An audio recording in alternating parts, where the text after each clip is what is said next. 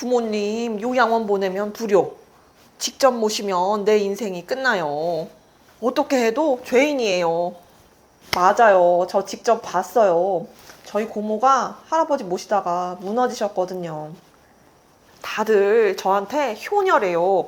근데 저는 그 말이 제일 무서워요. 끝까지 혼자 모시란 말 같아서요. 그 효녀 프레임 오늘 같이 부숴봐요. 저도 그 말 들어봤어요. 착한 며느리네. 대단하다. 네가 잘해드려야지. 근데 그 말 듣는 순간 칭찬이 아니라 계속 혼자 모시라는 선고처럼 들리죠. 이 영상을 켜신 분들 저 알아요. 지금 부모님 간병 때문에 밤잠 못 자고 계신 분. 요양원을 알아봤다가 죄책감에 다시 닫아버린 분. 아니면 지금 당장은 아니더라도 저 멀리 보이는 그 현실이 무섭고 두려우신 분. 오늘은 그분들을 위해 이야기합니다. 저는 최근에 두 편의 다큐멘터리를 봤어요. 하나는 간병전쟁, 하나는 나는 효녀가 아니다.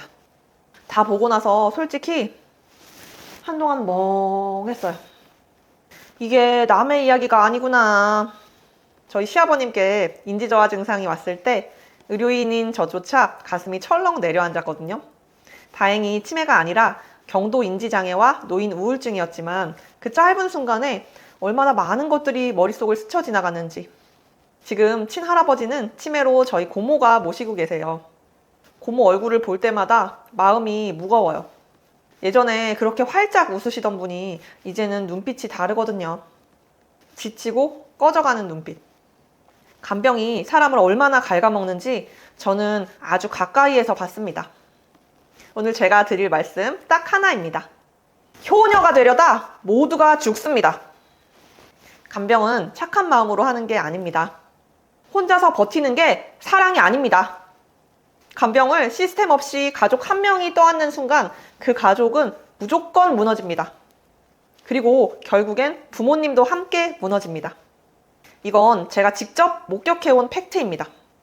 다큐에 이런 장면이 나와요. 77세 이수길 할아버지. 17년째 치매 아내를 혼자 간병하고 계세요. 17년이요. 17년. 그분이 하신 말씀이 뇌리에서 떠나질 않아요. 암보다 더 무섭다. 후진이 없고 전진만 있다. 자꾸 나빠지기만 하니 절망하는 거다. 그 17년 동안 할아버지 본인은 심장수술을 2번 받으셨어요. 본인이 환자인데도 병실 바닥에 아내를 눕혀두고 옆에서 간병을 이어가셨대요. 왜요? 한 달에 150만 원에서 200만 원짜리 간병인을 고용할 돈이 없어서. 또 이런 사례도 나와요. 60대 며느리 박현옥 씨. 치매 시어머니와 뇌병변 남편 2명을 동시에 간병하셨어요. 원래 집 3채를 가진 중산층이셨대요. 그런데 2명의 중증 환자가 생기고 나서 의료비, 간병비 충당하려고 집을 다 팔고 빚을 내야 했어요. 한 달 의료비만 250만 원인데 버는 돈은 190만 원. 매달 적자예요. 이게 남의 이야기 같으세요? 20년 뒤, 30년 뒤 우리 이야기일 수 있어요.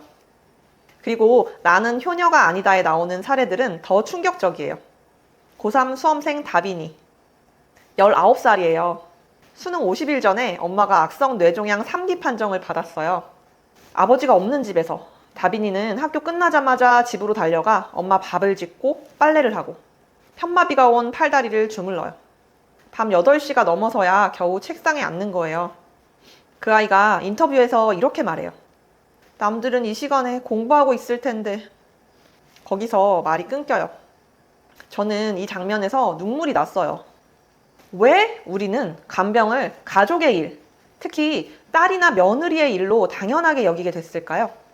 이건 역사적으로 만들어진 프레임이에요. 유교적 효 문화가 돌봄은 자녀의 의무라는 공식을 수백 년간 각인시켰습니다. 문제는 그 공식이 만들어진 시대와 지금 시대가 완전히 다르다는 거예요. 과거에는 형제 자매가 5명, 6명씩 됐어요. 간병을 며칠씩 교대할 수 있었죠. 지금은요? 1명, 많아야 2명이에요. 그것도 대부분 1명이 독박으로 간병합니다. 그리고 과거의 노인 수명은 지금보다 훨씬 짧았어요. 지금은 치매 진단 후 10년, 15년, 심한 경우 20년을 사세요. 17년째 간병 중인 이수길 할아버지. 이제 보이시죠? 게다가 여기서 절대 빠질 수 없는 이야기. 왜 유독 딸이고 며느리냐는 거예요. 다큐에 이런 댓글이 달렸어요. 재산은 아들이 다 가져가고 간병비는 딸인 제가 부담합니다. 너무 힘들어요. 이건 개인의 억울함이 아니에요. 구조적인 불평등이에요. 간병 노동이 여성에게 편중되는 건 통계로도 증명됩니다. 국내 비공식 간병인의 70% 이상이 여성입니다. 그리고 그 여성들이 간병 때문에 잃는 것들이 있어요. 직장, 건강, 사회관계, 자기 자신. 다큐에 상권 씨 이야기가 나와요. 30대에 어머니가 뇌경색으로 쓰러지셨어요. 그 당시 백화점 매니저로 탄탄히 일하던 분이에요. 언제 응급 상황이 생길지 몰라서 정규직을 포기하고 병원 근처 공사장에서 막노동을 11년간 하셨대요. 요양보호사 자격증까지 직접 따셨어요. 어머니를 지키려고. 그리고 어머니는 돌아가셨어요. 장례식장에 아무도 없었대요. 11년 동안 세상과 단절되며 부를 사람이 없어졌거든요. 텅 빈 장례식장에서 유품을 정리하는 그분. 남은 건 낡은 간병 일기 하나. 그분이 지금 몇 살인지 아세요? 50살이에요. 30대에 시작해서 나이 50에 경력도, 통장 잔고도, 사회적 관계도 없이 세상에 다시 내던져진 거예요. 저는 이 이야기를 보면서 이런 생각이 들었어요. 이분이 11년 전에 믿고 맡길 수 있는 좋은 방문 요양 서비스가 있었다면 어머니도 더 좋은 케어를 받으셨을 거고 이분은 직장을 유지하면서 경제적 기반을 지킬 수 있었을 거라고. 간병을 혼자 떠안는 게 사랑이 아니에요. 둘 다 무너지는 거예요. 이쯤에서 속으로 이런 생각 드신 분 계실 거예요. 그래도 남한테 맡기면 제대로 돌봐줄까요? 요양원 학대 뉴스 보면 너무 무서운데요. 맞아요. 그 마음 완전히 이해돼요. 저도 뉴스 볼 때마다 소름이 돋아요. 다큐에 이런 사례가 나와요. 요양시설에 어머니를 모셨더니 불과 24일 만에 엉치뼈에 지름 6cm짜리 욕창이 생겼어요. 115일째에는 살이 썩어서 뼈가 드러났고 어머니는 결국 돌아가셨어요. 그 시설 원장이 뭐라고 했는지 아세요? 요양원은 죽으러 오는 곳이다. 욕창은 질병이 아니라 죽어가는 과정일 뿐이다. 솔직하게 말씀드릴게요.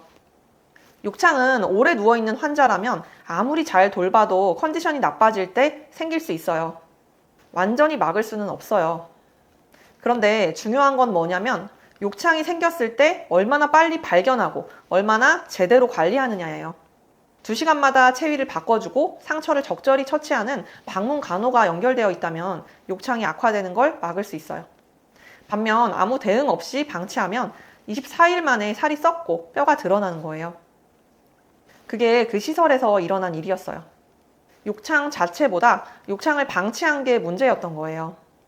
전문성이 있는 돌봄과 없는 돌봄, 그 차이가 생사를 가릅니다. 또 이런 반론도 있으실 거예요.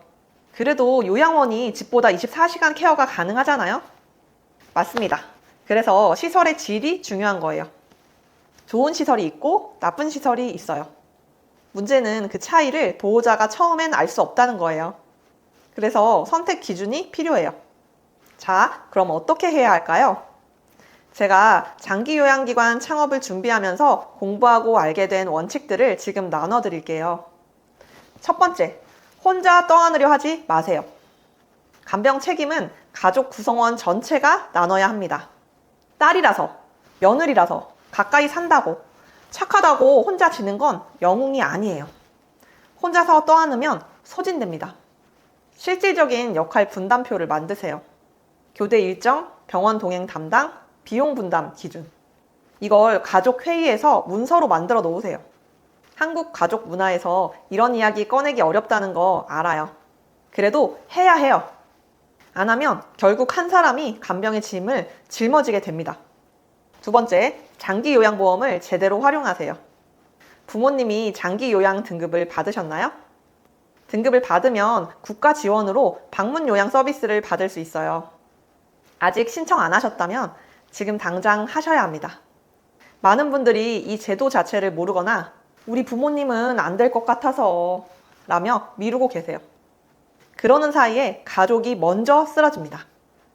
세 번째, 좋은 요양 서비스를 고르는 기준을 알아두세요. 시설이든 방문 요양이든 선택 기준이 있어야 해요. 요양보호사가 어떤 교육을 받았는지, 욕창 예방 프로토콜이 있는지, 응급상황 대응 매뉴얼이 있는지, 단순히 친절해 보이는 것, 저렴한 것이 기준이 되어선 안 돼요. 요양은 의료와 맞닿아 있어요. 전문성이 기준이 되어야 합니다. 제가 이 두 다큐를 보면서 가장 마음이 쓰인 건 사실 어르신들보다 간병하는 가족들이었어요. 이상하게 들리실 수 있어요. 환자보다 보호자가 더 마음에 쓰인다니. 근데 제가 장기 요양 공부하면서 배운 게 있어요. 보호자가 무너지면 환자도 반드시 무너진다는 거예요. 간병하는 보호자가 잘 자고 잘 먹고 가끔 혼자만의 시간을 가질 때 그 돌봄의 질이 올라가요. 지쳐서 하는 돌봄과 여유 있게 하는 돌봄은 달라요. 어르신이 느껴요. 표정에서, 손의 힘에서, 목소리 톤에서. 그래서 저는 이렇게 생각해요. 보호자를 돌봐야 어르신이 산다. 그 효녀 프레임 진짜 위험해요. 효녀라는 말이 들릴수록 그 사람은 쉬지 못하고 도움을 요청하지 못하고 결국 혼자 버티다 쓰러져요. 그러면 누가 손해예요? 부모님이요. 보호자가 건강해야 부모님이 건강합니다. 이건 따뜻한 말이 아니라 의학적 팩트예요. 보호자 소진 증후군은 단순한 피로가 아닙니다. 의학계에서도 우울증이나 심각한 신체 질환으로 이어질 수 있는 고위험 상태로 보고 적극적인 치료와 관리의 대상으로 삼고 있어요. 번아웃이 온 보호자는 실수가 늘고 감정 조절이 안 되고 부모님께 의도치 않게 상처를 줍니다. 그건 보호자의 잘못이 아니에요. 시스템이 없는 탓이에요. 지금까지 이렇게 힘드셨던 거 몰라서가 아니에요. 알면서도 혼자 버텨온 거잖아요. 도움을 청해야 한다는 걸 알면서도 죄책감이 먼저 와서 못하신 거잖아요.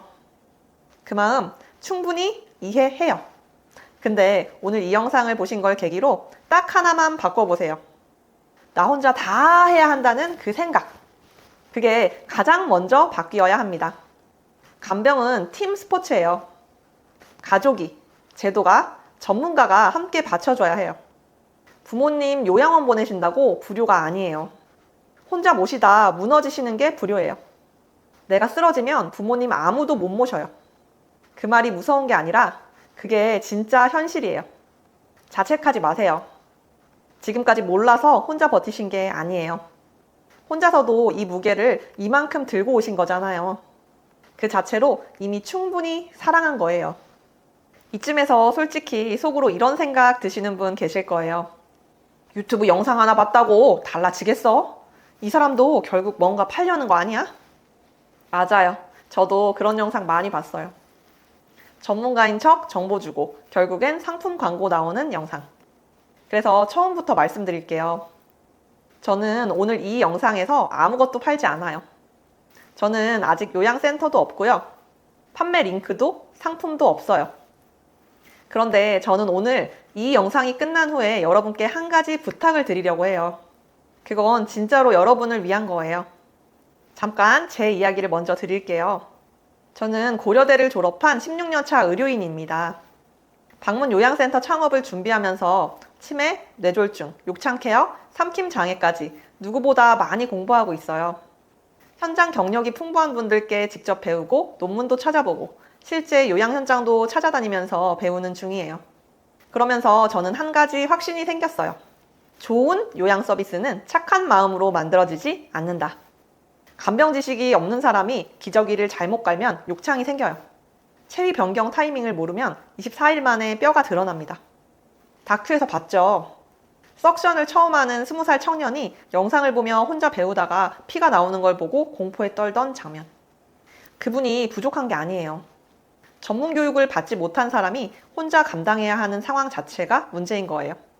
제대로 된 돌봄 시스템이 갖춰져 있다면 어르신의 상태 변화를 정확히 파악해서 방문 간호사와 빠르게 연계하고 그 사이에 악화되지 않도록 관리하는 흐름이 이어져야 해요. 그게 전문 돌봄이에요. 그래서 저는 결심했어요. 조만간 방문 요양센터를 직접 설립하려고 준비 중이에요. 단순히 친절한 요양보호사가 아니라 욕창 예방 프로토콜을 이해하는 요양보호사. 치매 행동 증상에 어떻게 대응해야 하는지 아는 요양보호사. 어르신의 잔존 능력을 유지하는 방식으로 케어하는 요양보호사. 고려대를 졸업하고 16년 의료인 경력이 있는 제 의료 지식과 케어 철학을 그대로 이식받은 분들만 파견할 거예요. 좋은 요양보호사는 태어나는 게 아니라 훈련됩니다. 36.5도의 온기가 담긴 진짜 돌봄. 그게 제 목표예요. 잠깐 계산 한번 해보실게요. 개인 간병인을 24시간 고용하면 2026년 기준 하루 12만원에서 18만원이에요. 한 달이면 360만원에서 540만원. 요양병원에 모시면 어떨까요? 병원비는 건강보험이 적용되지만 간병비는 아직 대부분 비급여라 전액을 환자 측이 부담해야 하는 경우가 많아요. 현재 일부 요양병원에서 간병비 급여화 시범 사업이 진행 중이긴 하지만 전국적인 전면 적용은 2027년 이후로 예정되어 있어 당장 혜택을 보기는 어려워요. 그래서 병원비와 간병비를 합산하면 2026년 기준 월 160만원에서 많게는 300만원 이상 나와요. 1년이면 1920만원에서 3600만원이에요. 박현옥 씨처럼 집 세 채 있던 분도 무너졌어요. 그런데 장기 요양 보험 등급을 제대로 받아서 방문 요양 서비스를 활용하면 같은 케어를 훨씬 낮은 본인 부담으로 받을 수 있어요. 2026년 기준 1등급 어르신의 방문 요양 본인 부담금은 이용 횟수에 따라 다르지만 월 한도 내에서 서비스를 이용할 경우 15%만 본인이 내시면 돼요. 예를 들어 하루 3시간씩 월 20회 이용하면 본인 부담이 약 17만원 수준이에요. 한도를 꽉 채워 이용하셔도 월 최대 약 37만원 정도예요. 개인 간병인 월 360만원과 비교하면 어마어마한 차이죠. 제도를 아는 것과 모르는 것의 차이가 수천만원이에요. 그런데 더 큰 손실이 있어요. 돈이 아니라 시간이요. 다빈이가 잃은 수능 집중력, 상권 씨가 잃은 30대의 커리어, 제 고모가 잃어가고 있는 건강과 웃음. 이건 돈으로 환산이 안 돼요. 그리고 한번 잃으면 돌아오지 않아요. 이렇게 생각하시는 분 있어요. 지금 당장 급하진 않으니까 나중에 알아봐야지. 저도 그 마음 이해해요. 근데 제가 현장에서 배운 게 있어요. 요양 위기는 예고 없이 찾아와요. 오늘 멀쩡하셨던 부모님이 내일 쓰러질 수 있어요. 그날이 오고 나서 급하게 알아보면 이미 선택지가 좁아져 있어요. 좋은 요양시설은 대기가 몇 년이에요. 믿을 수 있는 방문 요양 서비스는 미리 연결해둬야 해요. 골든타임은 지금이에요. 부모님이 아직 크게 편찮으시기 전 제도를 미리 알고 준비해두는 것. 그게 진짜 효도예요. 남들 다 아는 정보 뒤늦게 알고 잘못된 선택으로 후회하는 것. 그게 가장 큰 손실입니다. 이쯤 되면 이런 생각 드실 수도 있어요. 그래도 정식으로 사업 시작도 안 했다면서 상담은 어떻게 받는다는 거야? 맞아요. 저 아직 센터 정식 오픈 전이에요. 사업자도 아직 없어요. 그런데 솔직하게 말씀드릴게요. 저는 지금 이 순간에도 매일 누군가와 1대1로 카카오톡을 주고받고 있어요. 장기 요양 등급 치매, 뇌졸중, 욕창, 삼킴장애, 보호자 번아웃까지. 부모님 요양 때문에 막막한 보호자분들이 저한테 직접 메시지를 보내세요. 그리고 저는 그 메시지에 하나하나 직접 답을 드려요. 예를 들면 이런 질문들이 와요. 엄마가 자꾸 같은 말씀을 반복하시는데 이게 치매 초기 증상일까요? 아버지가 밤마다 일어나서 집안을 돌아다니시는데 어떻게 해야 하나요? 장기 요양 등급을 신청했는데 떨어졌어요. 제 신청은 언제 다시 할 수 있나요? 방문 요양보호사를 구했는데 이 정도 서비스가 맞는 건지 모르겠어요.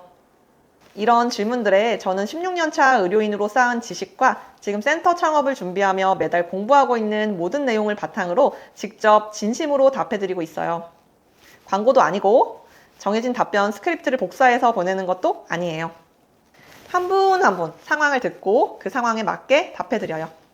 이건 사업이 아니라 그냥 제가 지금 할 수 있는 최선의 도움이에요. 그리고 솔직히 말씀드리면 이건 저한테도 의미가 있어요.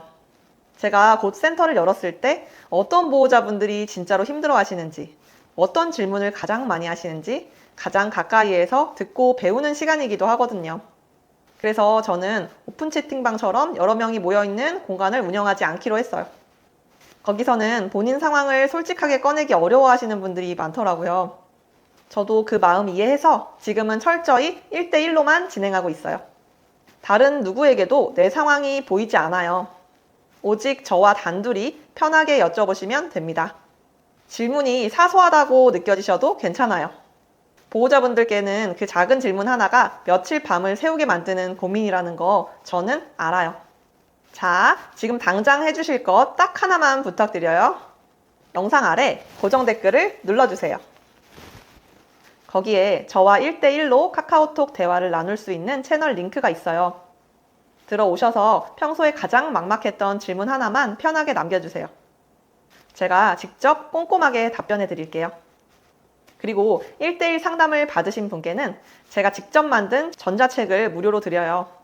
제목은 장기 요양 등급 한 번만에 확실히 받는 꿀팁, 신청부터 판정까지예요. 오늘 영상에서 시간상 다 풀어드리지 못한 이야기들 거기에 전부 담았어요. 신청 단계에서 어떤 서류를 미리 준비해둬야 하는지, 공단 직원이 방문조사를 나왔을 때 부모님의 평소 불편함을 빠짐없이 객관적으로 전달하는 구체적인 화법, 생각보다 많은 분들이 모르고 놓치는 신청 시기와 판정 등급에 영향을 주는 디테일들, 만약 등급이 낮게 나오거나 탈락했을 때 재신청이나 이의 신청에서 무엇을 보완해야 하는지까지, 신청부터 판정까지 현장에서 실제로 쓰는 전략들을 빠짐없이 정리해 놨어요. 시중에 파는 자료 아니에요. 제가 직접 만든 거고 1대1 상담을 받으신 분들께만 따로 드리는 거예요. 한 가지만 더 말씀드릴게요. 지금 당장은 급하지 않더라도 미리 연결해 두시는 게 좋아요. 저도 센터 창업 준비와 다른 일들을 병행하고 있어서 1대1 상담이 가능한 시간이 한정적이에요. 질문이 쌓이면 늦게 답변 드릴 수 있어요. 지금 채널에 들어오셔서 저장해 두시고 필요할 때 바로 물어보실 수 있게 준비해 두세요. 준비하고 있어야 위기가 왔을 때 흔들리지 않을 수 있어요. 오늘 이 영상 보시면서 혼자 울컥하셨던 분들, 남 이야기 같지 않아서 가슴이 두근거리셨던 분들, 그 마음 충분히 알고 있어요. 저도 고모 얼굴 볼 때마다 그래요. 그런데요, 그 감정을 느끼는 것 자체가 이미 좋은 보호자라는 증거예요. 무감각하게 넘기는 사람은 이 영상 여기까지 안 봐요. 지금 이 영상 끝까지 보신 분들, 그 마음이 이미 사랑이에요. 그 사랑을 좀 더 오래, 좀 더 건강하게 표현할 수 있도록 제가 옆에서 도와드릴게요. 고정 댓글 링크 지금 클릭해주세요.